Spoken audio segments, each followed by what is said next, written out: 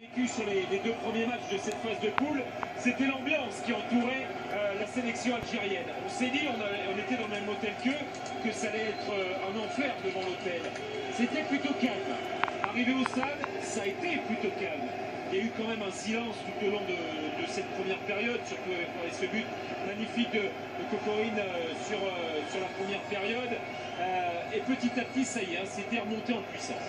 Oui, mais c'est bien, je pense que justement ils étaient plutôt dans la maîtrise plutôt que dans le débordement d'émotion et au final cette maîtrise leur a permis de ne pas s'affoler. C'est vrai qu'ils ont connu une première période compliquée avec le but de Kokorine, mais petit à petit ils sont bien revenus dans la partie, ils auront été dangereux et Slimani sur un coup franc où souvent il avait... Des bâtards de Russes. Pouh, on a gagné, on a gagné, on a gagné. Donc voilà, dans la maîtrise malgré l'effervescence, l'exubérance, un coach comme Vaïd assez sulfureux d'une manière générale, il aura parfaitement réalisé son coup pour arriver à ce moment historique, jouer contre l'Allemagne en huitième de finale. Jouer contre l'Allemagne en huitième de finale, seul le sport, seul le football, la Coupe du Monde nous offre de tels moments.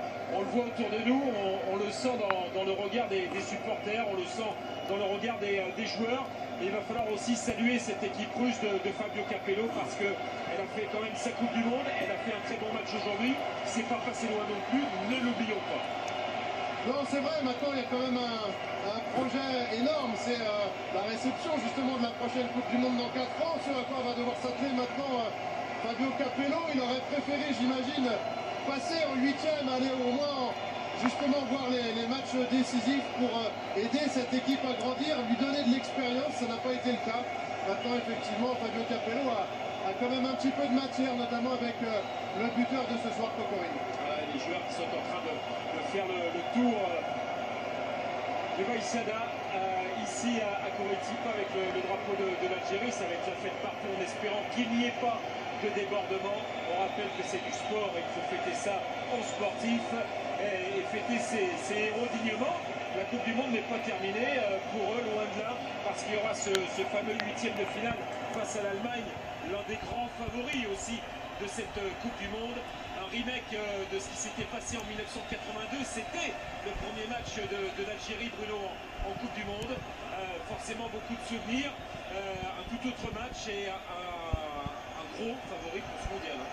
Oui, un gros favori pour ce mondial. Je pense que voilà, c'est déjà quasiment une victoire pour le peuple algérien de se qualifier pour les huitièmes de finale. Maintenant, un gros morceau pour aller réaliser l'exploit. Pourquoi pas rêver? Le football est ainsi fait qu'il peut y avoir parfois des surprises énormes, des scénarios de match qui tournent en votre faveur. Donc, pourquoi pas?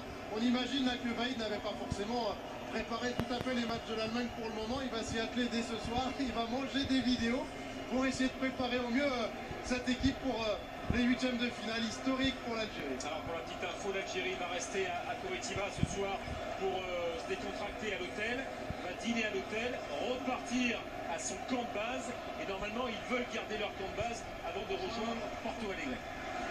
Oui, Porto Alegre n'est pas très loin de Curitiba, mais effectivement leur camp de base où ils ont leurs repères, leur façon de travailler, ça risque d'être effectivement comme ça qu'ils vont se préparer.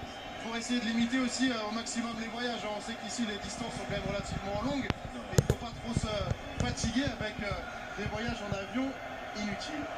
Voilà en tout cas une très très belle soirée historique que l'on a vécue en exclus sur beIN Sport avec vous, pour vous. On vous emmène au cœur de cette Coupe du Monde.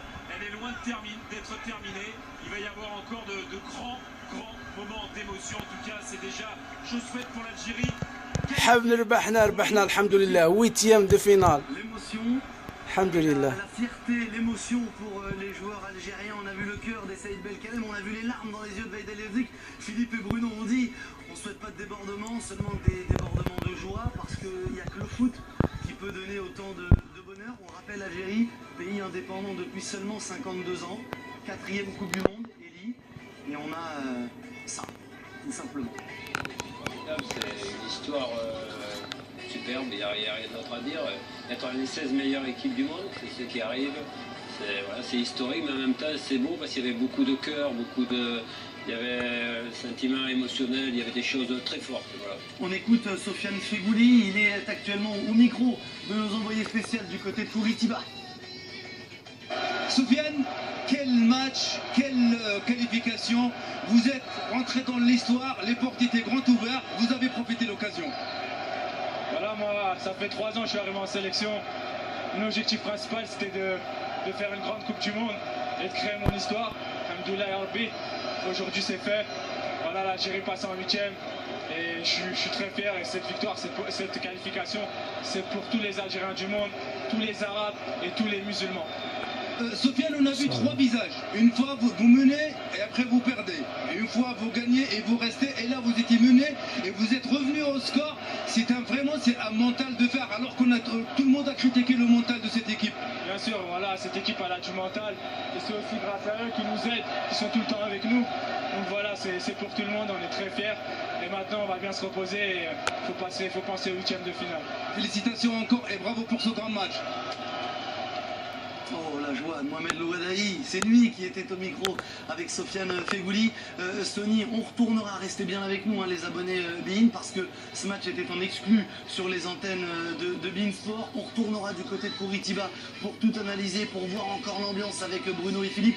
On regarde le programme des 8e de finale parce que la Belgique est qualifiée et l'Algérie est donc qualifiée. Ce sera une revanche pour l'Allemagne, puisque l'Algérie s'était imposée pour son premier match. Ah, c'est ça, c'est une revanche pour l'Allemagne en 1982, pour son premier match de Coupe du Monde. L'Algérie s'était imposée 2-1 face à la RFA. À l'époque, ce tableau des 8e de finale de la Coupe du Monde est juste magnifique, Sony. Ah oui, c'est magnifique. Voilà, il y a l'Allemagne-Algérie, France et Nigeria, c'est des matchs importants. Là, c'est un bon tableau et peut-être des équipes qu'on n'imaginait pas vraiment être là, qui sont là, sont présents, qui vont embêter. C'est une Coupe du Monde de surprises.